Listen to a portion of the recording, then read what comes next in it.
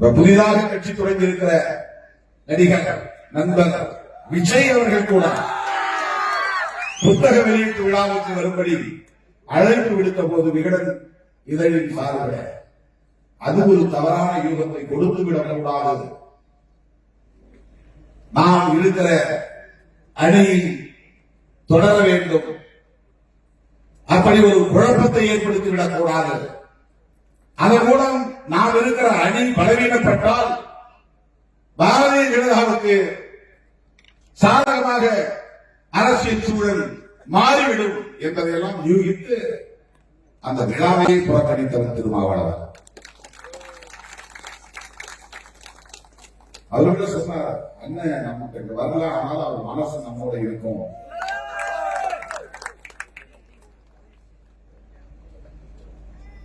நாங்க நினைச்சிருந்தா இல்ல, எங்களுக்கு விஜயோட போறது கூட கதவு திறந்திருக்கு அப்படின்னு சொல்லலாம். அந்த கதவையும் நான் மூடினேன். அதுதான் திருமாவளவன்.